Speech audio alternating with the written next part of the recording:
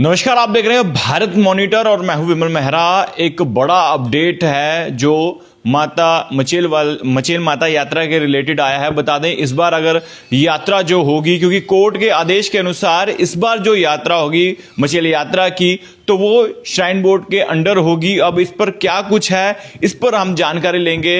Aditya Sharma advocate हैं और जो 2018 में पीएल फाइल हुई थी, इनके थ्रू ही हुई थी। पूरी जानकारी लेते हैं। सर, इस यात्रा के बारे में क्या स्टेटस है वो बताएं। जी, मैं आपको बताऊंगा। ये 2018 में हमने पीएल फाइल की थी। आपको पता है 2018 में बड़े सारे अनवारंटेड इंसिडेंट्स हुए थे, जिसमें कुछ श्रद्धालुओं को मारा भी गया था। एक संस्थान ने दूसरे संस्थान पे एलिगेशन लगाए थे, सीमेंट स्कैम भी हुआ था, एफआईआर भी लॉन्च हुई थी। तो एक किस्म से रिलीजियस सेंटिमेंट्स हर्ट हुए थे बड़े सारों को। तो हमारे एक प्रैक्टिसिंग एडवोकेट है, उन्होंने ये पीएल फाइल कराई थी मेरे थ्रू।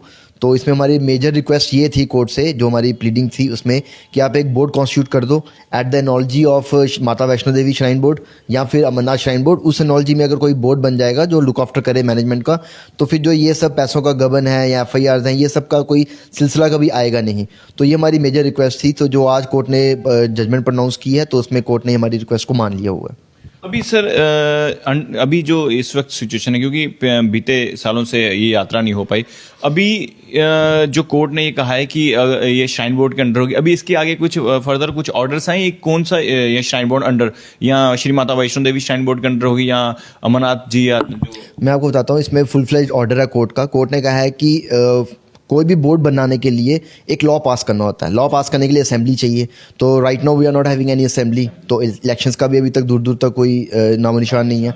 तो कोर्ट ने उनको ये कहा है कि गवर्नमेंट पॉजिटिवली, हाँ, गवर्नर अगर कोई बिल पास करे तो he can do the same, but for the time being किसी एक श्राइन बोर्ड को जो एग्जिस्टिंग है J&K में, बी इट वैष्णो देवी या be it Amarnath shrine board या और कोई श्राइन बोर्ड जो गवर्नमेंट को कन्वीनियंट लगता है, जो इनकी 45 दिन की यात्रा होती है, जो ये मैनेजमेंट को लुक आफ्टर कर सकता है, तो government can hand over the same to the concern, या जो भी वो श्राइन बोर्ड इस बारे में रखेंगे, जब तक नहीं ये लॉ पास नहीं हो जाता। और डायरेक्शन है कि positively law has to be enacted. और ये सिर्फ हम इसको सिर्फ माता मचेल तक नहीं रिस्ट्रिक्ट करेंगे। लास्ट पैराग्राफ में इवन की कोर्ट ने यहाँ तक भी कहा है कि ऑल अदर रिलीजियस इंस्टीट्यूशंस जिसमें अगर ऐसा कुछ कोर्ट गवर्नमेंट को लगता है कि कुछ ऐसा होना चाहिए, तो एक कॉमन लॉ पास किया जाए जिसमें सभी को कवर कर लिया जाएगा। ताकि अब जैसे अभी मचेल माता का एक इंसिडेंट हुआ है, हमें पीएल फाइल करनी पड़ी, कल को और कोई श्राइन बोर्ड होगा जहाँ पे श्राइन होगी, जहाँ पे ज़रूरी है, तो वहाँ पे भी प्रॉब्लम क्रिएट हो सकती है। तो कोर्ट ने कहा है कि आप यूनानिमसली सभी श्राइन्स के लिए, या जिसमें गवर्नमेंट को कन्वीनियंट फील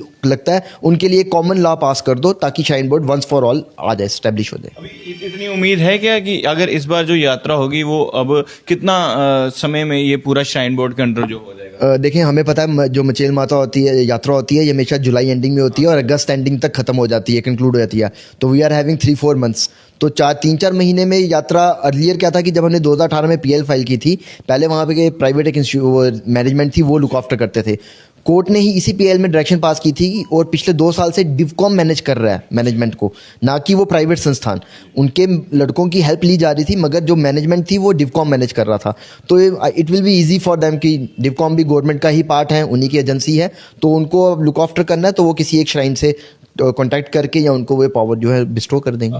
अभी असेंबली तो हानि, जैसे कि आप बताया, और अभी पूरी कमांड अभी हम माननीय उपराज्यपाल क्या है, वो अब चाहते हैं कि वो, हाँ, अगर माननीय उपराज्यपाल अगर चाहे तो वो कर सकते हैं बिल पास, तो उनके लिए तो कोई इशू नहीं रहेगा। तो मुझे लगता है कि करना भी चाहिए, ताकि जो आए दिन जो हमें न्यूज़ मिलती हैं कि आज ये हो गया, कभी कोई किसी रिलीजियस इंस्टीट्यूशंस में एलिगेशन लगते हैं कि वहाँ पे पैसों की चोरी हो रही है, वहाँ पे ऐसा हो रहा है, वो सब जो इशूज़ हैं once for all settle down हो जाएंगे।